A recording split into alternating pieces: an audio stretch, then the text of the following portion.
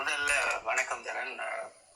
என்றால் இந்த விடயங்களை பற்றி நாங்கள் தொடர்ச்சியா பேசுறதுக்குரிய காரணமே எதிரியானவன் எம்மை எப்படி கருவறுக்கின்றான் என்ற விடயங்களை நான் சிறையில இருந்து இந்த நொடி வரை நான் பேசிக்கொண்டிருக்கிறோம்.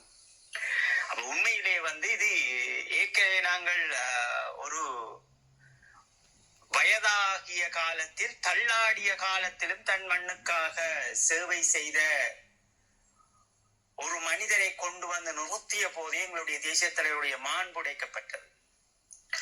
அதிலும் உடைக்கப்பட்டது அப்படி என்றால் தமிழீழ மக்களையும் தமிழீழ விடுதலை புலிகளையும் திராவிடமே அழித்து முடித்தது என்ற ஒரு மாயக்கரத்தை உருவாக்கிய போதும் வரிந்து கட்டி கொண்டு நின்ற எம்மவர்களால் தேசிய தலைவருடைய மகுடம் உடைக்கப்பட்டது.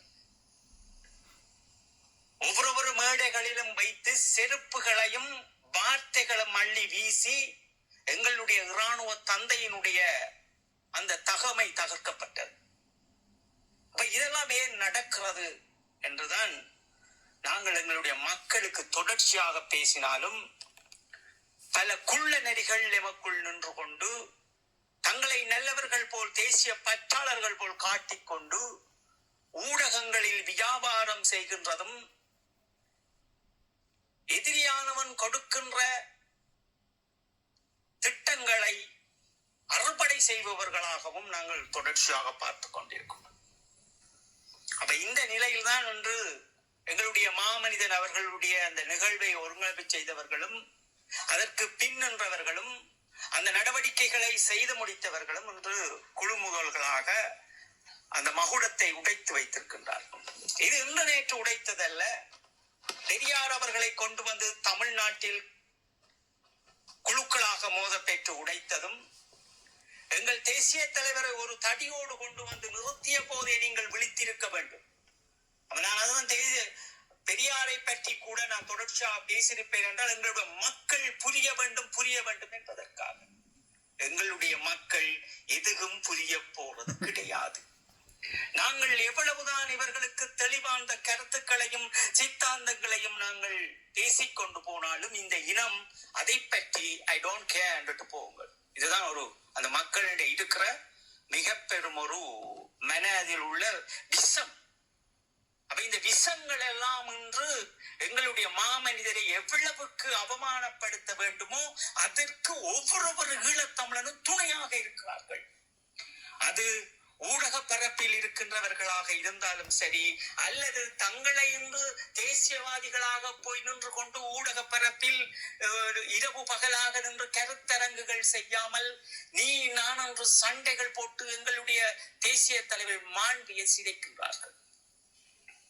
அப்ப எங்களுடைய மக்கள் எதை நோக்கி செல்லுகின்றார்கள், எந்த விடயத்தை நோக்கி செல்லுகின்றார்கள் என்ற பகுத்தறிவில்லாமல் பொது அறிவில்லாமல் ஒரு அரசியலை நாங்கள் கட்டி எழுப்பிவிட முடியாது.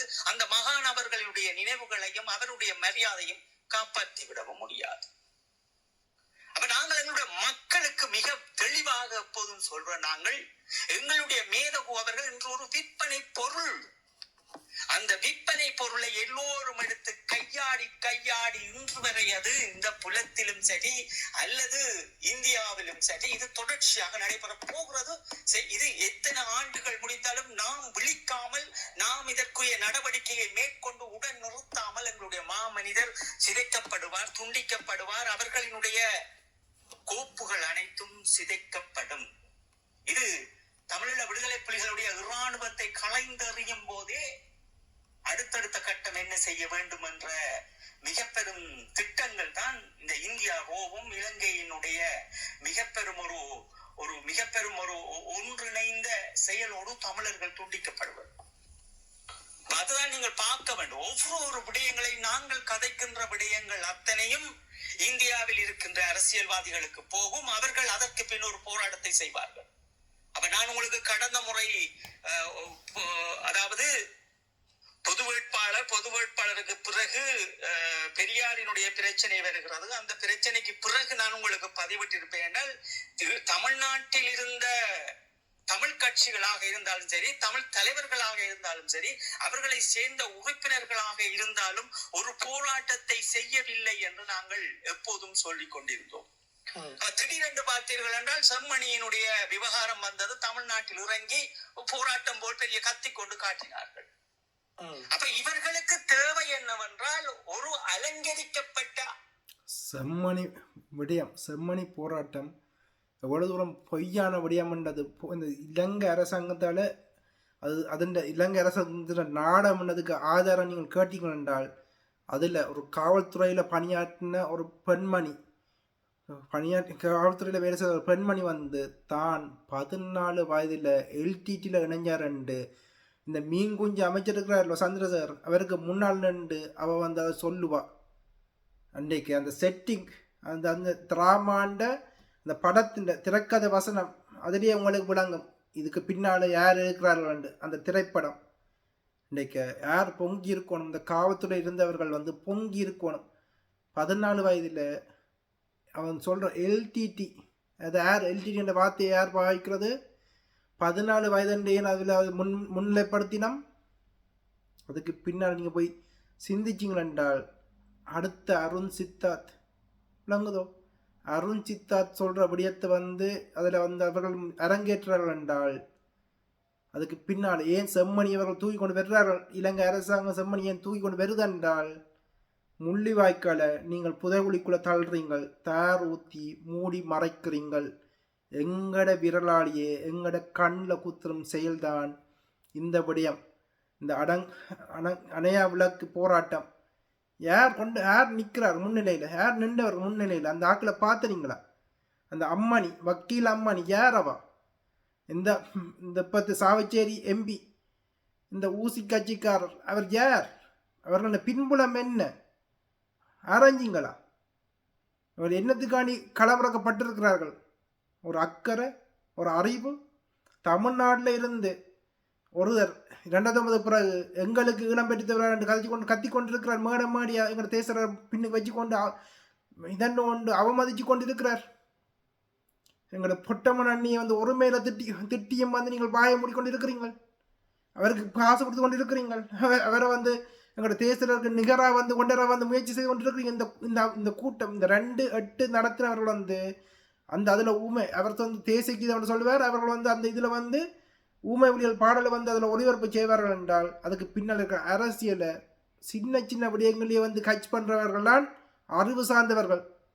ஆனால் இவ்வளவு ஆதரவு கொடுத்தும் வந்து களிமண்ணாக இருக்கிறவங்கள வந்து எழிலண்ணா சொல்லியிருப்பார். எங்களோட மக்கள் 2009 பின்னுக்கு வந்து 17ஆம் தேதி மைனஸுக்கு போட்டார்கள். 0 இல்லை மைனஸுக்கு போட்டார்கள். நீங்கள் மைனஸ் இல்லை எங்கே மைனஸுக்கு எங்கே போய் நிற்கிறீங்க? இந்த இனத்தை வந்து எப்படி மீட்கிறது? அதுதான் எங்கள்கிட்ட இருக்கிற கவலை. எங்கள்கிட்ட இருக்கிற கவலையை வந்து இந்த இனத்தை வந்து மீண்டும் எப்படி உணர்வுள்ள இனமாக வந்து இந்த இனத்தை எப்படி காப்பாற்றுறது தான், எங்களோட அடுத்த சமுதாயத்தை எப்படி காப்பாற்றுறது தான் எங்களோட தேசத்தோட கொள்கையை வந்து எங்களோட அடுத்த சமுதாயத்தை காப்பது. எங்களோட தேசத்தை வந்து நீங்கள் அஞ்சலி செலுத்தணும் என்றால் எங்களோட அடுத்த சமுதாயத்தை காப்பாற்றி கொண்டு நீங்கள் போனீங்கள் என்றால் அவருக்கு மனநிறைவான விடயங்களை செய்து கொண்டு நீங்கள் போனீங்கள் என்றால் அதுதான் அவருக்கு கொடுக்குற அஞ்சலி, அவருக்கு கொடுக்குற மரியாதை. மாறாக வந்து எது அவருக்கு பிடிக்காதோ, எது அவர் தடை விதிச்சாரோ அதை வந்து ஊமை ஒலிகள் பாடலை வந்து தமிழ் சினிமா பாடலை வந்து சினிமா படமும் பாடலையும் தடை செய்தவற்றையே வந்து அவற்ற நிகழ்வில் வந்து அந்த பாடல் நீங்கள் ஒளிபரப்பு செய்கிறீர்கள் என்றால் நீங்கள் எப்படிப்பட்ட மனிதர்கள் என்று வந்து சிந்தியுங்கள். குழந்தைகளுக்கு வந்து வரி உடுப்பு போட்டு அவர்களுக்கு தமிழ் கூட தெரியுமோன்னு தெரியாது, என்ன உணர்வென்றால் என்னென்று தெரியுமோ தெரியாது, வரலாறு தெரியுமோ தெரியாது. வரலாறு தெரிஞ்சிருந்தால் உங்களுக்கு பின்னால் அவர்கள் வந்திருக்க மாட்டார்கள். வரலாறு அவர்களுக்கு தெரிஞ்சிருந்தால், உண்மை அவர்களுக்கு தெரிஞ்சிருந்தால், உண்மை தெரிஞ்சவர்கள் எப்படி போலிகளுக்கு பின்னால எங்களை அழிச்சவர்களுக்கு பின்னால அவர்கள கைக்குழியாக இருக்கிற உங்களுக்கு பின்னால எப்படி வருவார்கள்? வரமாட்டார்கள். இல்லை அந்த அப்பாவி புள்ளைகளையும் நீங்கள் பாவிச்சு நல்ல வேலை இந்த 2 தான் எனக்கு அனுப்பிச்சதுல எனக்கு கண்ணில் பட்டுச்சுது. நீங்கள் அதுக்குள்ளே என்னெல்லாம் தில்லு முள்ளெல்லாம் செய்திருக்கிறீங்களான்னு யாருக்கு தெரியும்? ஐநாவில் வேலை செய்கிற ஒரு ஆள் வந்து அதுக்குள்ளே வந்து நிற்கிறான்டா, இந்தியா மீடியாக்குள்ளே போய் நிற்கிறான்டால் அவள் வந்து எங்களுக்கான உரிமை பெற்றுத்தரவா போராடுறாவா அல்லது எங்களோட உரிமையில கொண்டு இந்தியாவில் விற்கிறாவான்றதை சிந்திக்கிற திறன் இல்லாத சமூகமாக நீங்கள் இருக்கிறீங்க. அதில் வந்து ஒரு தாடி வளர்த்தவர் சொல்வார், கள களத்திற்கு பதிலாக வந்து கழுத்தில் நின்றவையா. ஒரு பிள்ளைகளுக்கு வந்து சரியான உச்சரிப்பை சொல்லி கொடுக்காத இவர்களால் வந்து தாங்கள் வந்து நிதி தங்கள் சொந்த பணத்தில் கழுத்தில் நின்றவர்கள் சேமித்து வந்து இந்த நிகழ்வை செய்தார்களாம். இவங்கள் வந்து நீங்கள் கொடுக்குற பணத்தையே அடித்து கொண்டு போகிறவங்க வந்து சொந்த காசுல இதை வந்து செலவழிப்பாங்களா? மாறா வந்து இந்த நிகழ்ச்சியை நடத்துகிற வந்து இந்தியாவும் இலங்கையும் வாரி பட்டியலை கொடுத்து இந்த நிகழ்வை செய்த வச்சிருக்கக்கூடியதான் இந்த பெருச்சாளிகள் இந்த நிகழ்வையை செய்தார்கள். இந்தியாவும் இலங்கையும் கொடுத்த பட்டியலுக்குத்தான். அதையும் பார்க்க கடையல்ல ஒவ்வொரு கடையல் மாதிரி வந்து அதுக்கு அந்த பட்டியல் பத்தாதண்டு ஒரு கடையல்லையும் வந்து இவர்கள் வந்து வசூல் செய்திருக்கிறார்கள். தெரிஞ்சவர்கள்ட்ட இவர்கள் டெலிஃபோன்ல எல்லாம் கேட்டுத்தான் இந்த நிகழ்வை வந்து செய்திருக்கிறார்கள். அப்படி இருந்தும் இந்த புள்ளியலுக்கு வந்து அந்த புள்ளியலை வந்து ஏமாத்துறார்கள். அவர் புள்ளியலை ஏமாத்தையில் இந்த இனத்தையே ஏமாற்றி கொண்டிருக்கிறார்கள். 16 வருடமா வந்து இந்த இனத்தையே வந்து இந்த போலியலும் விட்டுட்டு ஓடி வந்தவர்களும் வந்து ஏமாற்றி கொண்டிருக்கிறார்கள்.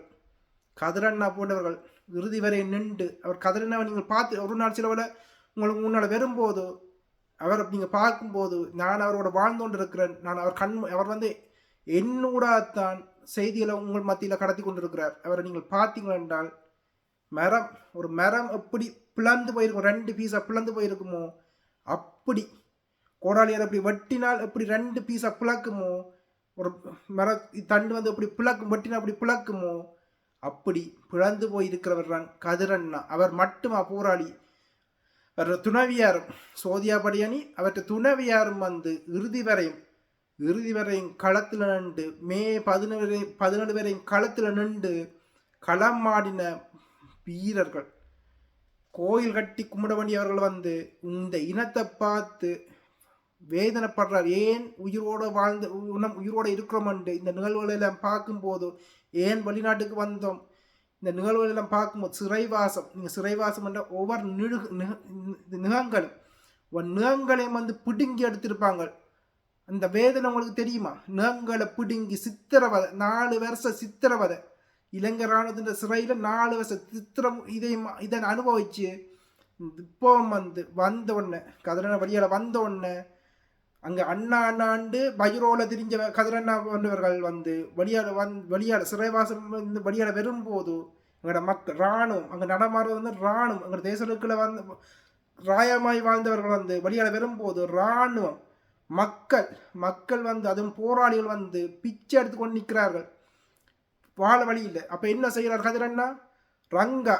ரங்கா சக்தி டிவி ரங்கா பேருந்து இப்போ எம்பியா இருந்த பேருந்து பார்லமெண்ட் எம்பியா பேருந்து ஐபிசி பாஸ்கரன் இப்படி என்ற ஆக்களை இதாண்டு பேருந்து என் போன்ற ஆக்களை இணைச்சு ஊடகங்கள் இதாண்டு எப்படி அந்த போராளிகளுக்கு எப்படி வாழ்வாதார நிகழ்வுகள் செய்யலாம், இது செய்யலாம் என்று செய்து கொண்டிருந்த இப்போ இந்த ஓம் இதுகள் பிரச்சனை இந்த கையளிக்கப்பட்டவர்கள் இதுகள் உண்டு, போராட்டங்கள் ஆர்ப்பாட்டங்கள் உண்டு, நோக்கினர்கள் உண்டு, அயனாண்ட சாட்சியங்கள் உண்டு செய்து கொண்டிருந்த கதிரண்ணா வந்து குள்ளநெறி சுமந்திரன் வந்து காணாமக்கப்பட்டவர்கள் மாத்தினான். இந்த ஓஎம் குரூப்பே வந்து அப்படியே கையாளப்பட்டுச்சுது.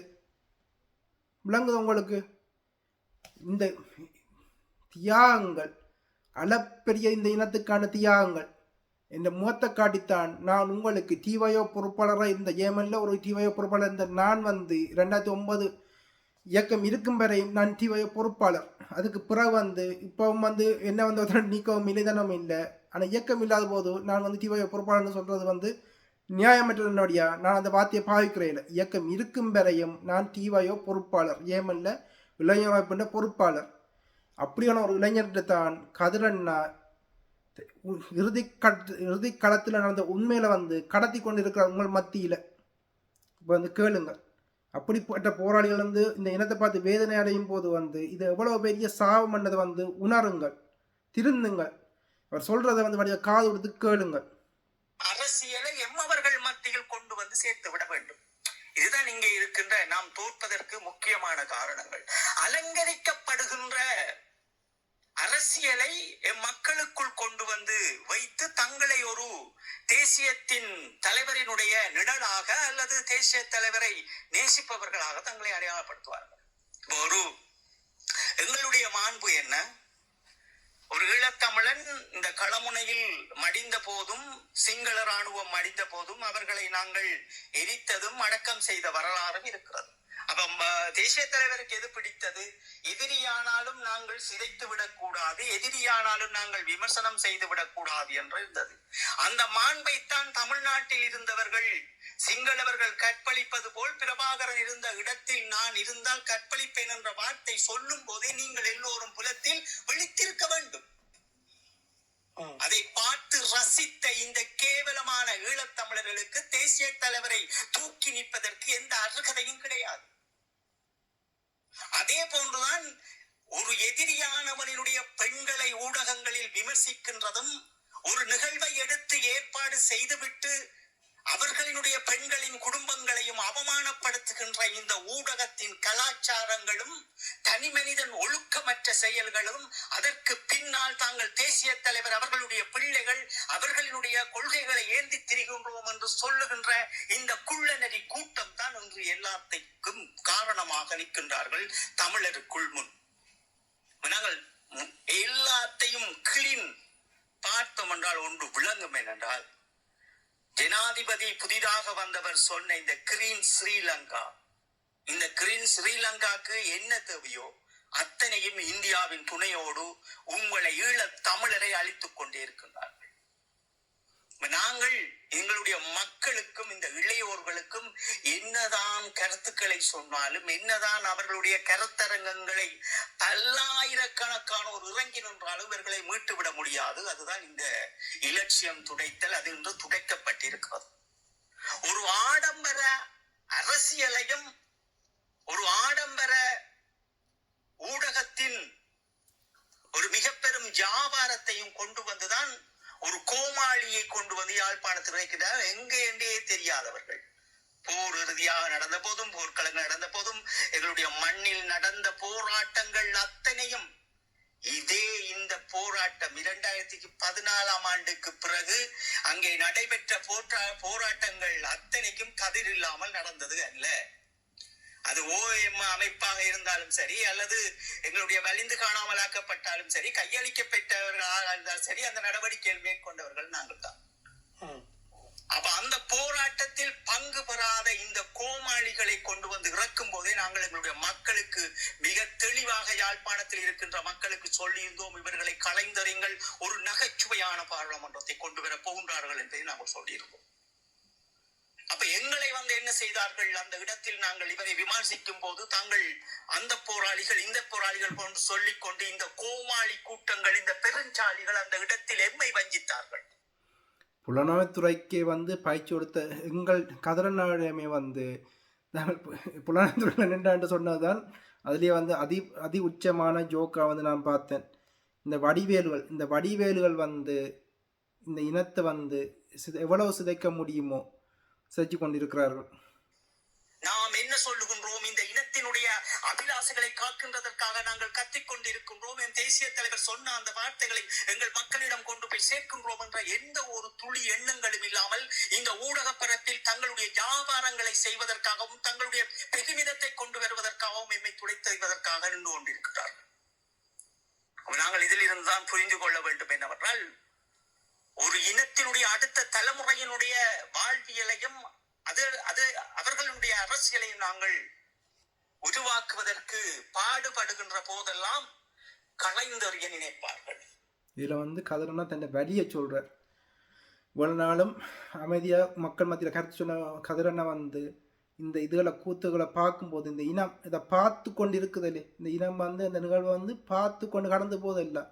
அப்போ வந்து இந்த தேசரோட வளர்ந்து தேசரோட படிப்பிக்கப்பட்டு ஆனரவில் முகம் சிதைஞ்சிருந்த போது வந்து தேசரர் சூசி அண்ணா, மனம் மாஸ்டர், கதிரண்ணா பெண் போராளிகள், சில பெண் போராளி அவர்களையும் அனுப்பி கேரளாவுக்கு அனுப்பி சிகிச்சை அளித்து பேருந்து சிங்கப்பூருக்கு அனுப்பி மேல் சிகிச்சை அளித்து பேருந்து நீதி நிர்வாக பொறுப்பாளர் பரா அண்ணா சுவிஸுக்கு வந்தபோது அவரோட அனுப்பி வச்சு அழகு பார்த்த தேசலரை வந்து இவர்கள் கையாழ்ந்து கொச்சப்படுத்தும் போது சின்ன வயதில் கதிரனாவில் போட்டிருப்ப சின்ன வயதில் இயக்கத்தில் அதுவும் வந்து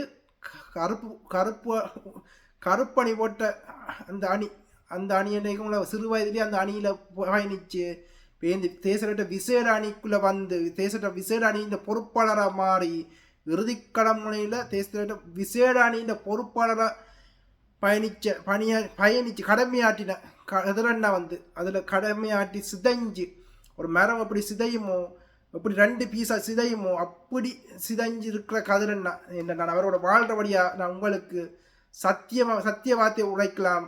அப்படி இருக்கிற கதிரண்ணா அந்த அவற்ற குடும்பம் இப்போ வந்து உங்களுக்கு இந்த இனம் சிதைஞ்சு கொண்டு இருக்கிறன்னு பார்த்து பொறுக்காமல் உங்களுக்காண்டி அது பொதுவாக பல விடயத்தில் நாங்கள் கடந்து வந்துட்டோம்.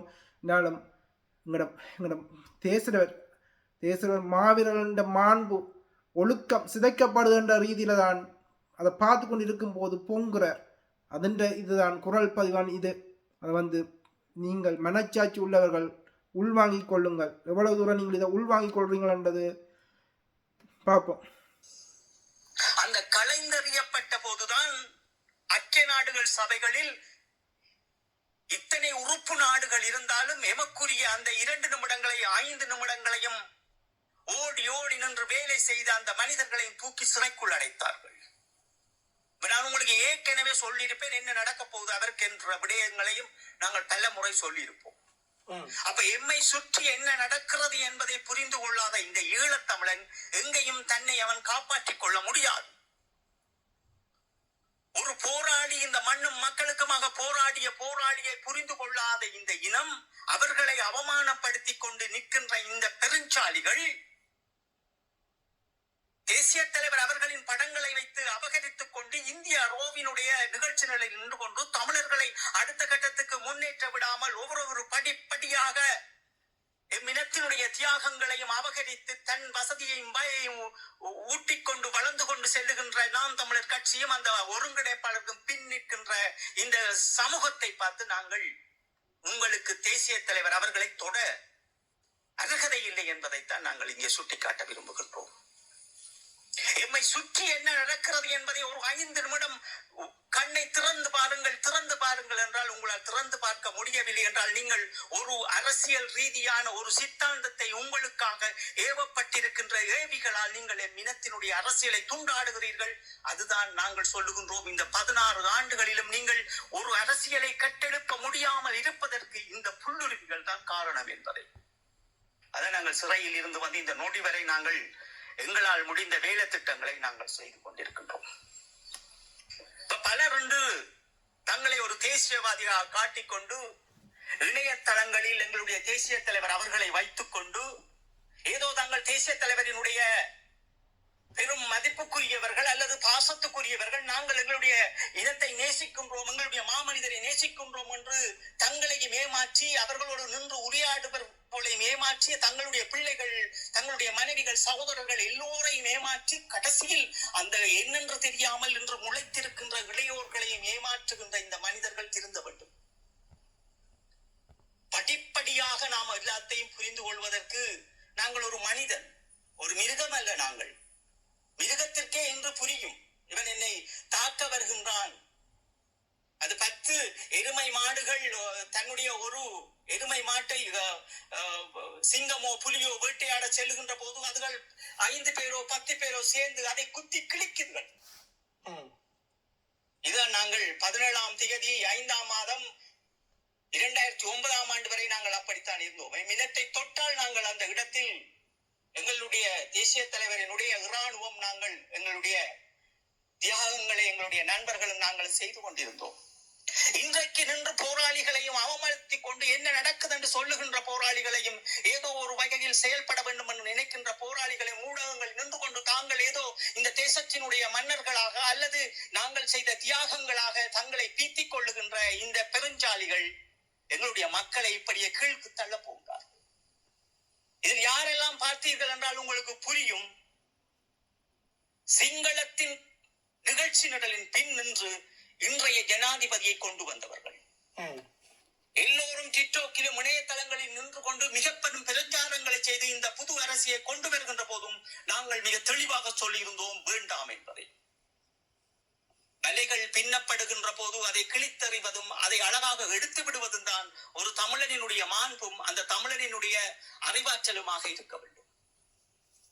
அப்ப இன்று பார்த்தால் கண்ட தேசத்துக்குரியவர்கள், தேசியத்துக்குரியவர்கள், வரலாறுகளை பிழை பிழையாக கற்றுக் கொடுப்பது அடுத்த தலைமுறையிடம்.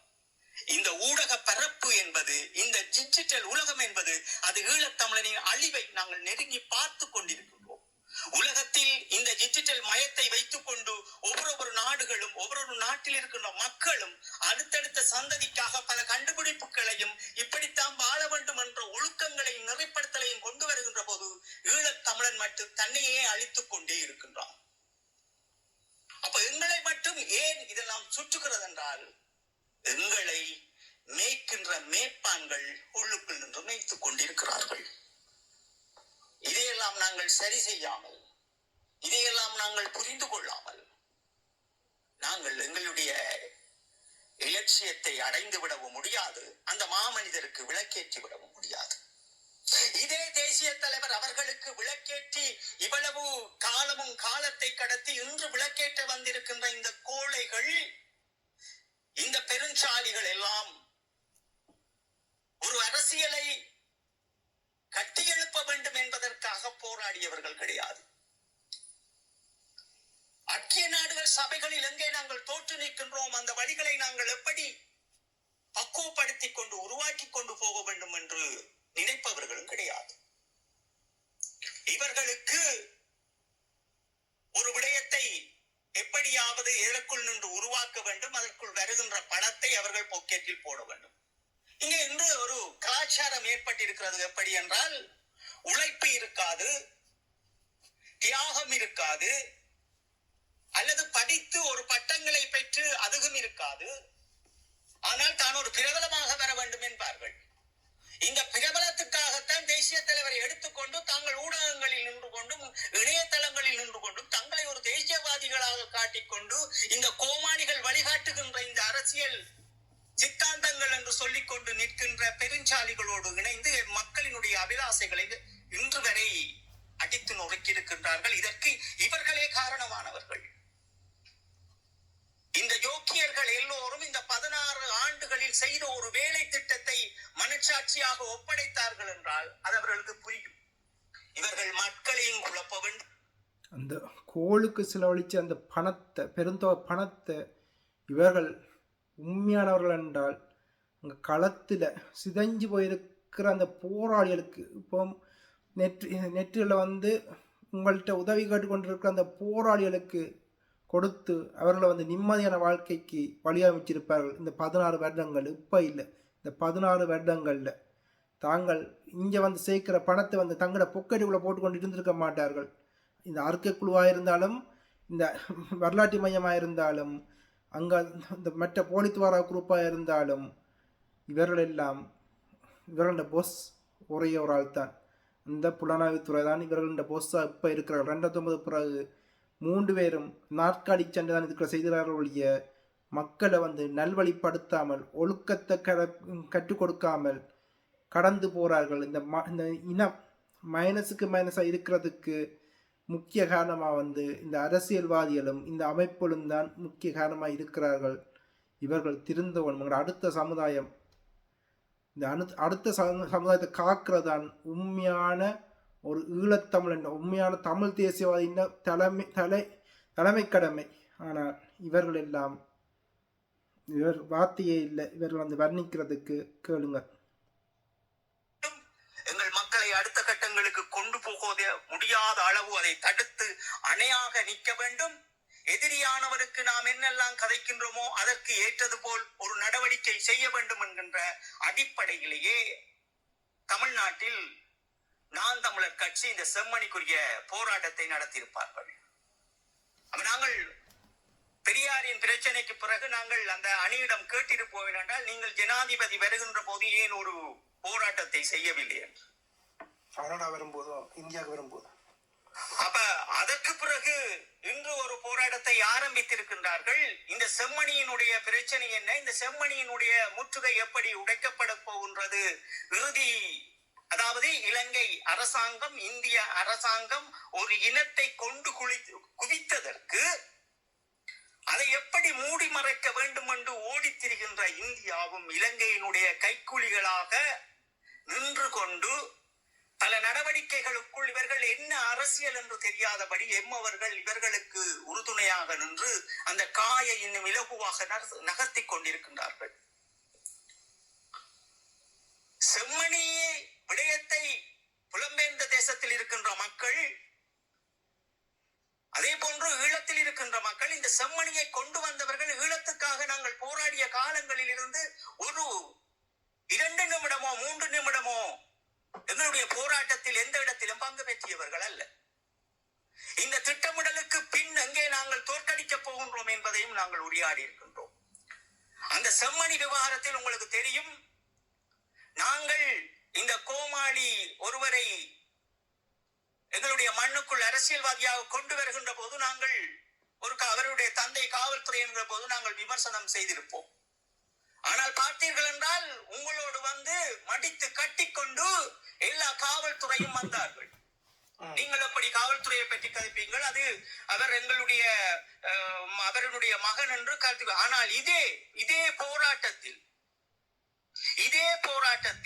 இந்த செம்மணி போராட்டத்தில் இதே கடல் குஞ்சு அமைச்சர் வருகின்ற போது, அந்த மீன் குஞ்சு அமைச்சர் அவர் வருகின்ற போது ஒரு பெண்மணியானவர் என்ன செய்வார் என்றால், நான் 14 வயசுலேயோ 12 வயசுலேயோ இயக்கத்துக்கு எல்டிடிக்கு அதுவும் சொல்வார், எல்டிடிக்கு நான் போய்விட்டேன் என்ற ஒரு மாய கருத்தை சொல்லுவார். ஆனால் இந்த காவல்துறை எல்லாம் ஏன் பார்த்து கொண்டிருக்கிறது என்று தெரியாது. அதில் வந்த பெண்மணி என்பவர் அவருடைய குடும்பமே காவல்துறையை சேர்ந்தது. அப்ப இந்த உண்மைகளை மூடி மறைத்து அந்த ஊடகத்தில் அந்த விடயத்தை ஏன் சொல்ல வேண்டும்? 14 வயதில் நீ இணைந்தாய், 12 வயதில் நீ தமிழ விடுதலை புலிகளில் நீ இணைந்தாய் என்பதை. உண்மையில் நீ போராளியா? நீ இருந்தது, உன்னுடைய குடும்பம் இருந்தது காவல்துறை. அப்ப காவல்துறை எங்கே வர வேண்டும், எங்கே தட்டி கேட்க வேண்டும் என்று அவர்கள் வர மாட்டார்கள். நீங்கள் ஒரு உண்மையை கடத்துகின்ற போது உங்களிடம் மடித்து கட்டி கொண்டு வருவார்கள். எல்லாம் எங்களுக்கு தெரிந்தபடி, எல்லாம் தங்களுக்கு தெரியும் என்றபடிதான் இன்று இந்த ஈழத்தமிழன் என்று இப்படி வாழ்வதற்கு இவர்களே காரணமானவர்கள். 17ஆம் தேதி 5ஆம் மாதம் 2009க்கு பிறகு ஒரு இளைஞனாக அல்லது ஒரு யுவதியாக அல்லது ஒரு முதியோராக நீங்கள் எல்லாம் யாரெல்லாம் இந்த நொடிவரை வாழ்கிறீர்களோ அவ்வளவு பேருமே எங்கள் தேசிய தலைவருக்கு துரோகங்கள் இழைத்துக் கொண்டே இருக்கிறீர்கள். நீங்கள் அறிந்தும் அறியாமை என்பதுதான் உங்கள். கண்ணகி சாபம் போட்டால் மட்டும் பலித்து விடாது. நான் மீண்டும் சொல்லுகின்றேன், இது சத்தியம். அந்த மாமனிதரை முன்னுக்கு வைத்துக் கொண்டு எந்த தியாகமும் இல்லாமல், எந்த அர்ப்பணிப்பும் இல்லாமல் அவரினுடைய மாண்பை சிதறடிக்கின்ற நீங்கள் எல்லாம், உங்களுடைய மரணங்கள் ஒவ்வொன்றும் அது எப்படி இருக்கும் என்பதை நாங்களும் பார்ப்போம். அந்த மனிதரை தொட்டு அபகரிக்கின்ற போதெல்லாம் உங்கள் வம்சமே நாசமாகும். நாங்கள் எங்களுடைய மக்களுக்கு சொல்லுகின்ற, நாங்கள் தலைவரில் தொடாதீர்கள், அந்த மாமனிதரை தொடாதீர்கள். அவருக்கு என்ன உங்களுக்காகவே வாழ்ந்து முடித்து, ஒவ்வொரு தமிழனுக்காகவும் வாழ்ந்து முடித்த அந்த மாபெரும் மனிதரை இவ்வளவுக்கு அவமானப்படுத்துகின்ற அளவிற்கு உங்களுக்கு எல்லாருக்கும் என்ன நடந்தது? அறிந்தவரும் தவறு செய்தீர்கள், அறியாதவரும் தவறு செய்தீர்கள். அதை புரிந்து கொள்வதற்கு உங்களுக்கு நேரம் இல்லை என்றால் ஏன் அந்த விடயத்தை நீங்கள் தொடுகின்றீர்கள்? ஒரு வரலாற்றில் ஒரு சிவபுராணத்தை படிக்க தகுதியற்ற நீங்கள் சிவபுராணத்தை பற்றி பேசக்கூடாது.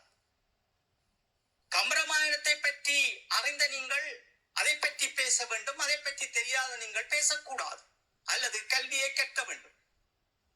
ஈழத்தினுடைய வரலாறை பற்றி தெரிந்த நீங்கள், தேசிய தலைவர்களுடைய வரலாற்றை பற்றி தெரிந்த நீங்கள், அவருடைய மாண்புகளை நீங்கள் கடைப்பிடிப்பது உங்களுடைய கடமையாகும். ஏனென்றால் அதெல்லாம் ஒரு நூல், அதெல்லாம் ஒரு கதை, அதெல்லாம் ஒரு காவியம், அது எழுதப்பட்டது வரலாறு. மகாபாரத்தை விழுந்து விழுந்து படித்த உங்களுக்கு நிஜமாக வாழ்ந்த அந்த மாமனிதனுடைய தியாகங்கள் உங்களுக்கு தெரியவில்லை என்றால் நீங்கள் வரும் பூச்சியம். நீங்கள் மக்களுக்கு கருத்து சொல்லவில்லை, இந்த மக்களை அழித்துக் கொண்டிருக்கிறீர்கள். நீ ஒரு கருத்து சொல்ல வேண்டும் என்றால் எதற்காக அங்கே கொண்டு வந்து எங்களுடைய மாமனிதரை நிறுத்த வேண்டும்? இதை எங்களுடைய மக்கள் அன்றே தட்டி கேட்டிருந்தார்கள் என்றால், அந்த இணையதளத்தில் பயன்படுத்துகின்றவர்களை அன்றே அவர்கள் சுட்டிக்காட்டியிருந்தார்கள் என்றால், இன்று இந்த விளக்கேற்றலும் நடந்திருக்காது, இந்த குழு மோதலும் நடந்திருக்காது. தமிழ்நாட்டிலும் எங்களை வைத்து வித்துக் கொண்டிருக்க மாட்டார்கள். அப்ப நாங்கள் புரிந்து கொள்ள வேண்டும், எம் தலைவரை சுற்றி எல்லோரும் நக்கிக்கொண்டே இருக்கின்றார்களே தவிர அந்த மாமனிதனுடைய இரத்தத்தை உறிஞ்சி குடிக்கின்ற ஒட்டுண்ணிகளாகவே நான் பார்க்கின்றேன்.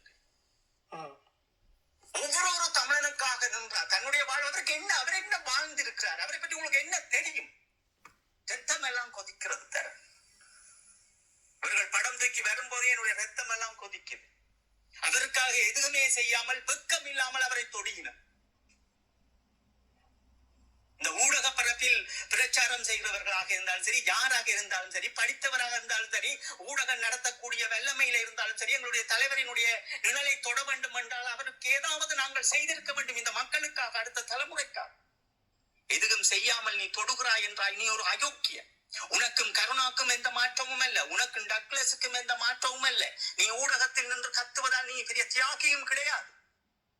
நீ எங்கள் மக்களை அழித்து வைத்திருக்கின்றாய். உன் கண்ணெதிரே இருந்தும் இது இந்தியாவில் நடக்கின்ற நிகழ்ச்சியினரோடு ஈழத்தமிழனுடைய அடுத்த போராட்டத்தை கொண்டு போக முடியாத அளவு சீமானை கட்டி எழுப்பி இருக்கிறது என்ற உண்மையை நாங்கள் சொல்லும் போது அதை உன்னால் புரிந்து கொள்ள முடியவில்லை. உன் இனத்திற்காக களமுனை நின்றவர்களை புரிந்து கொள்ளவில்லை. யாரோ அண்ணா, யாரோ உனக்குது, என்ன வரலாற்றை நீ தமிழருக்கு கற்றுக் கொடுக்கின்றாய்? நீ உண்மையிலேயே உன் மண்ணும் மக்களுமாக மடிந்திருந்தீர்கள் என்றால் இதற்குள்ள சூழ்ச்சியமங்களை கேளுங்கள், அல்ல நேராக வாருங்கள், விவாதிப்போம். நாங்கள் சொல்லுகின்ற விடயம் பொய் என்றால் நேராக உங்களை நான் அழைக்கின்றேன். கதிராஜனா,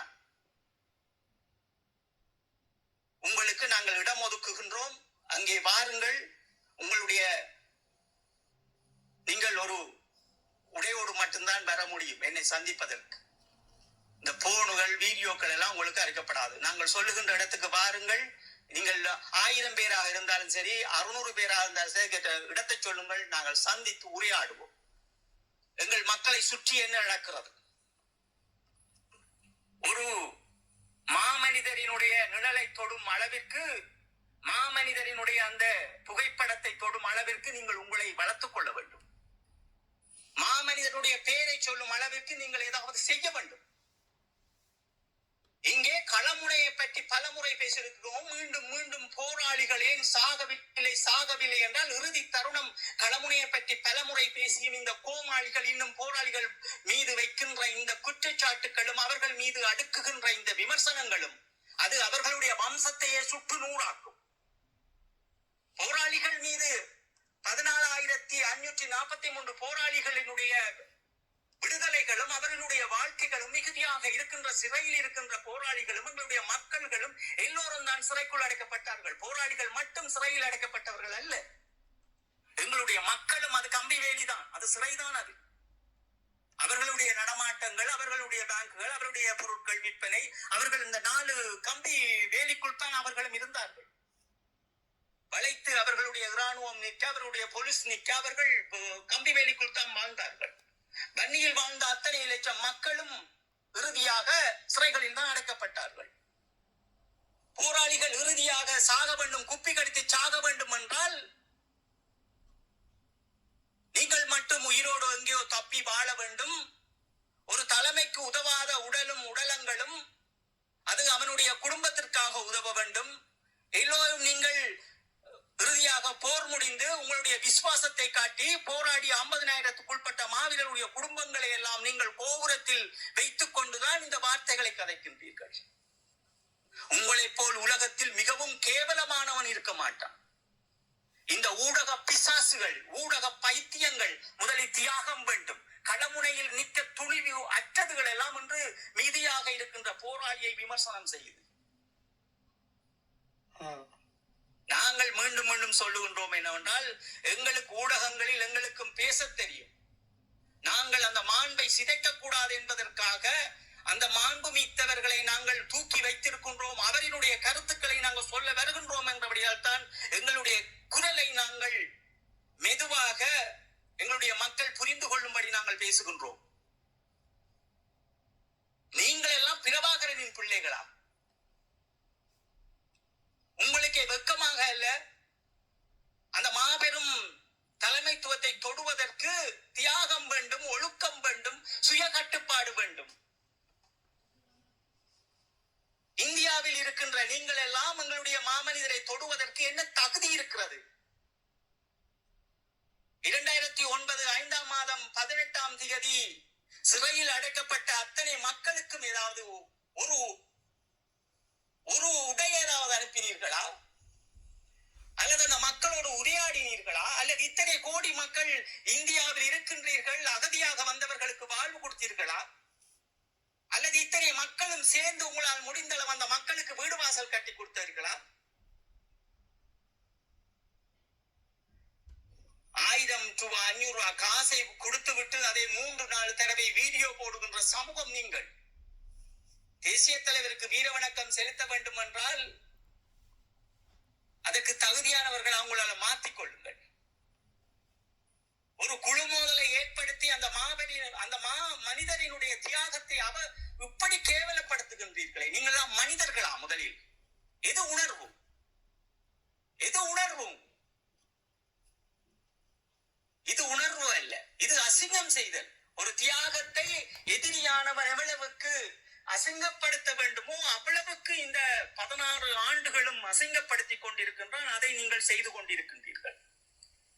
ஒரு கருத்தரங்களாக இருக்க வேண்டும். எதற்கு மோதலாக மாறப்படுகிறது? அவ்வளவு தமிழ் வார்த்தை, அவ்வளவு கெட்ட வார்த்தைகள். ஒரு சிங்கள இராணுவத்தை சேர்ந்தவன் ஒரு தமிழ் பெண்ணை அவ்வளவு அலங்கோலப்படுத்திய காணொளிகளை உங்கள் கண்ணால் முன் கண்டிருக்கிறீர்கள். ஆனால் அதே தவறை ஊடக பரப்பில் ஒரு பெண் மீது போட்டு இவ்வளவு அசிங்கமாக கதைக்கிறீர்கள். உன் வீட்டில் பொம்பளைகள் இல்லையா? அவள் துரோகியாக இருக்கட்டும், ஒரு பெண் யாராக வேண்டுமானாலும் இருக்கட்டும், அவள் பெண். அந்த மாண்பைத்தான் எங்களுக்கு கற்பித்தார் எங்களுடைய தேசிய தலைவர் அவர்கள்.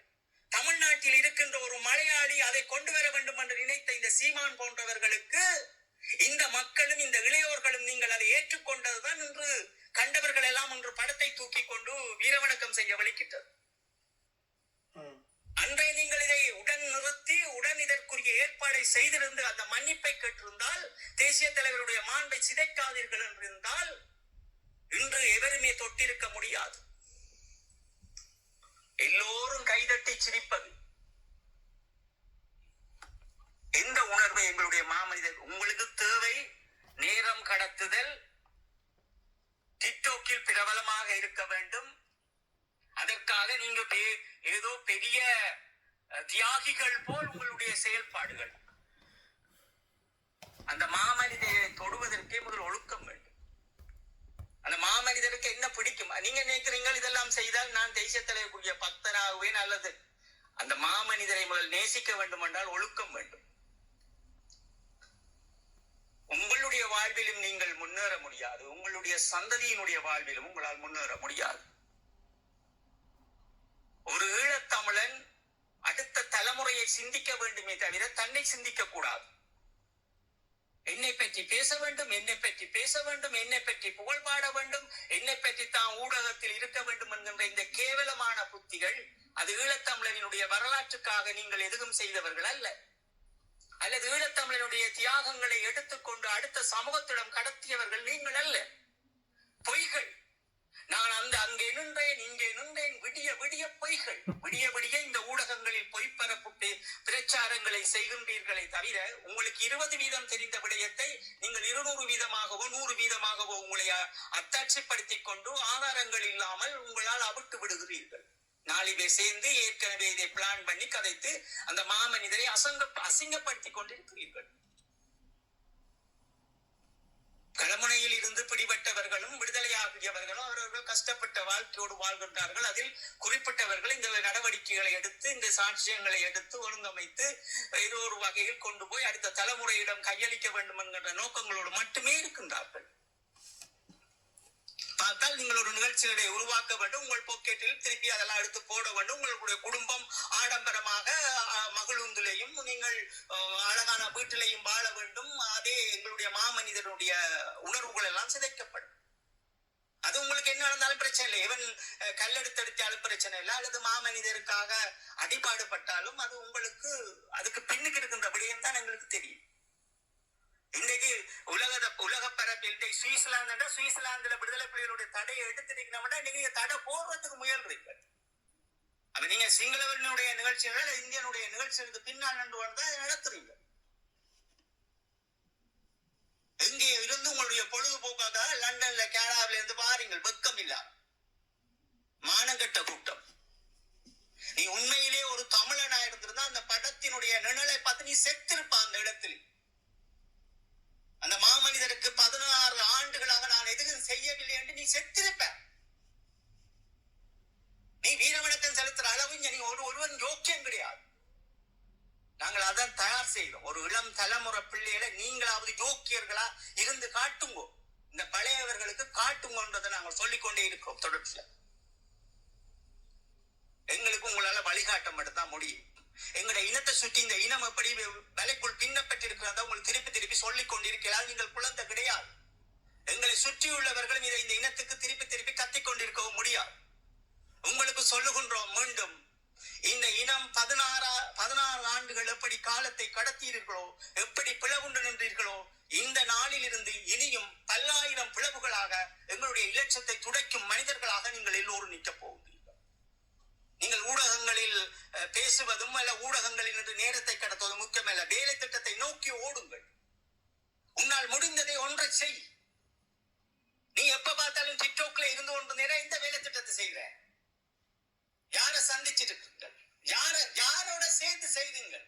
எந்த வேலை திட்டம் இருக்கு உங்களோட கையில? அத ஒரு குரூப் போட்டு கலைங்கோ. நான் இந்த வேலை திட்டத்துக்கு தலைமை நிற்கிறேன், இதுல நான் இதை கடத்தி இருக்கிறேன், இதுல நீங்க உங்களால் என்ன பங்களிப்பு செய்ய முடியுமோ அதை கடத்துங்கோ. இளையோர்களை நான் இதெல்லாம் கொடுத்திருக்கிறேன், இதை நீங்க கையெடுத்து கொண்டு போன்னு கடத்துங்கோ. இதைத்தான் நாங்கள் செய்யறோம். எங்களால முடிஞ்ச அளவு எங்களுடைய நம்பிக்கையான குடும்பங்களுடைய பிள்ளைகளை நாங்க சந்திக்கிறதுல தான் உயரி கொண்டு இருக்கிறோம். நீங்களும் செய்யுங்கோ. அப்படி ஏதாவது ஒன்றை செய்யுங்கோ.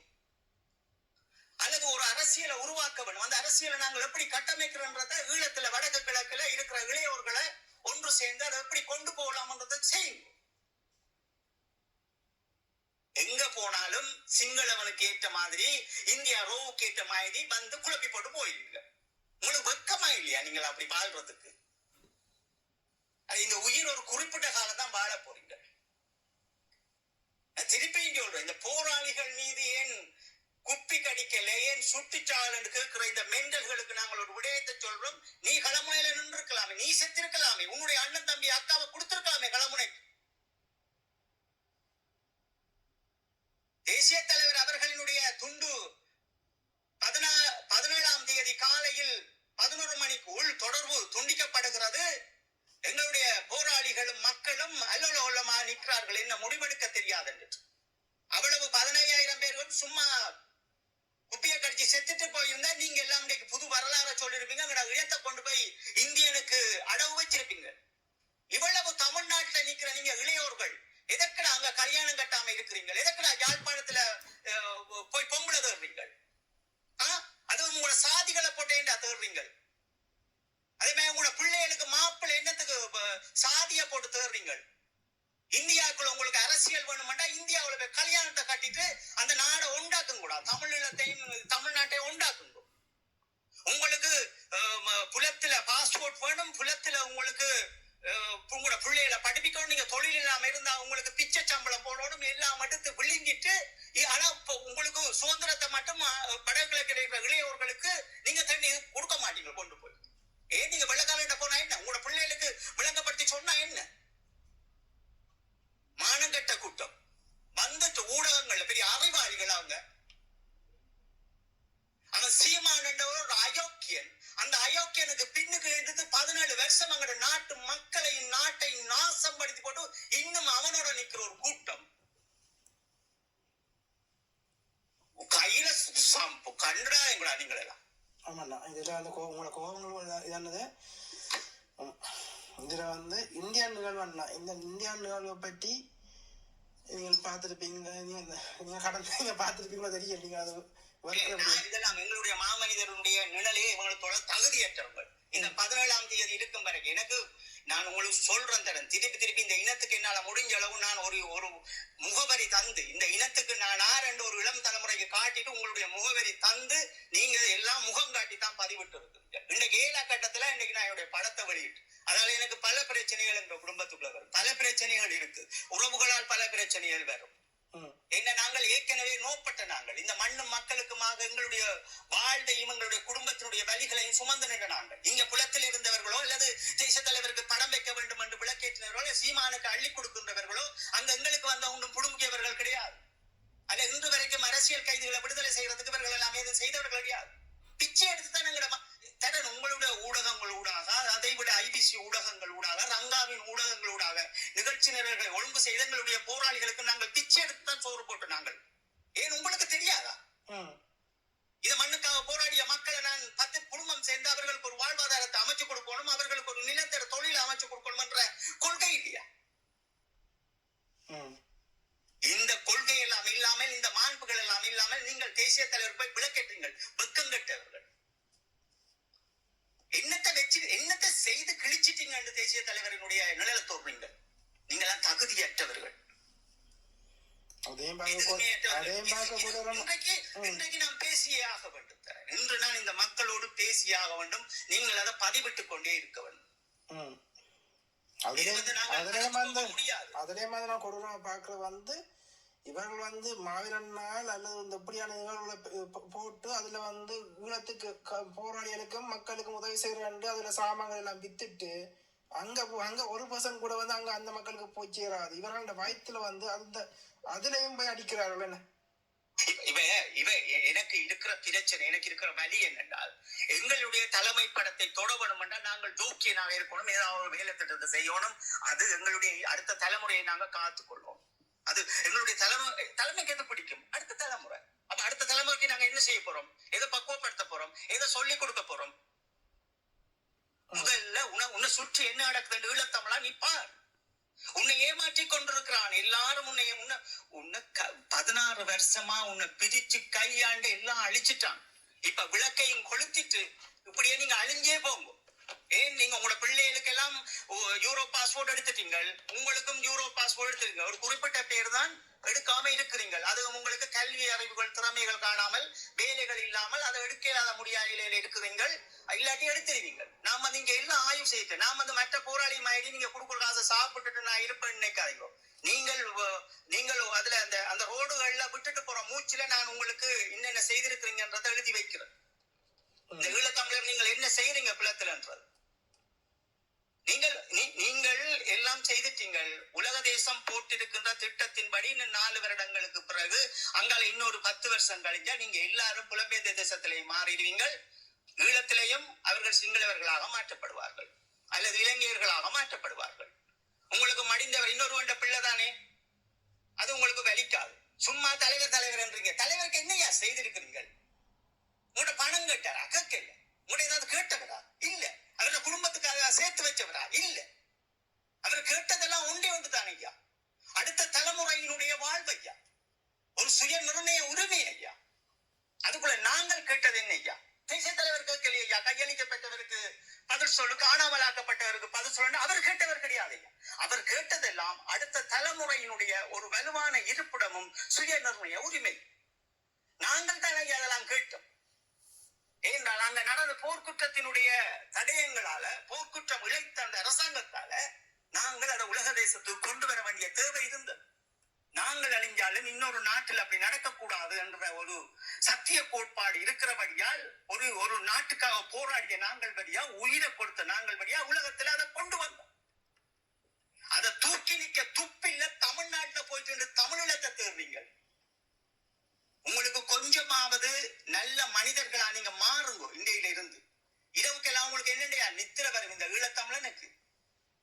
உங்களுக்கு உடம்பெல்லாம் சிலுக்கலையா ஐயா? அந்த மனிதனுடைய அந்த புகைப்படத்தை பார்த்து என்னடையா இன்றைக்கு சாப்பிட்டீங்க? வலிக்குது ஐயா. இன்றைக்கு நான் எப்படி ஐயா கதைக்கக்கூடிய நான் எனக்கு வலிக்குது ஐயா. எனக்கு வலிக்குது, சத்தியமா வலிக்குது. உங்களை எல்லாம் பார்க்க எனக்கு கேவலமா இருக்கு.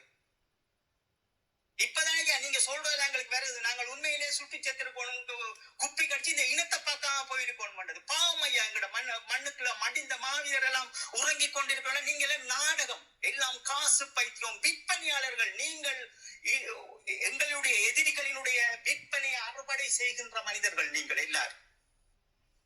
உங்களுக்கு ஒரு துள்ளி பாசம் கூட கிடையாது மாவீரர்களில். எங்களுடைய தேசிய தலைவரினுடைய உங்களை அடையாளப்படுத்துறதுக்காக உங்களுடைய தேசிய தலைவரை அவமானப்படுத்துறீங்க, அதை கையாளுறீங்க நீங்க. இதுதான் உண்மை. நீங்கள் உண்மையிலேயே ஒரு நல்ல மனிதராக இருந்தால் அந்த மாமனிதருக்கு கொடுக்க வேண்டிய கடமைகளையும் கண்ணியத்தையும் கொடுங்க. ஒருவன் ஒரு நடவடிக்கையை மேற்கொள்றான், அதே தேசிய தலைவரை வச்சுக்கொண்டு விமர்சனம் செய்யுங்கள். அவருக்கு பிடிச்சபடி பார்த்த நான் இன்றைக்கு இவ்வளவு இதா கதைக்க வேண்டிய விடயம் நீங்க அவருக்கு பிடிச்சதை செய்யுங்க, அவ்வளவுதான். எங்க தேசிய தலைவர் தூக்குறீங்களா? அவருக்கு பிடிச்சதை மட்டும் செய்யுங்க.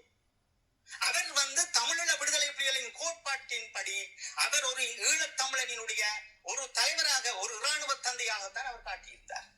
அதான் விடுதலை புலிகளினுடைய ஏடுகள், அவருடைய வெளியீடுகள் எல்லாத்திலையும் தமிழீழ விடுதலை புலிகள் என்றுதான் இருக்கு. தமிழீழ விடுதலை புலிகள் என்றுதான் இருக்கு.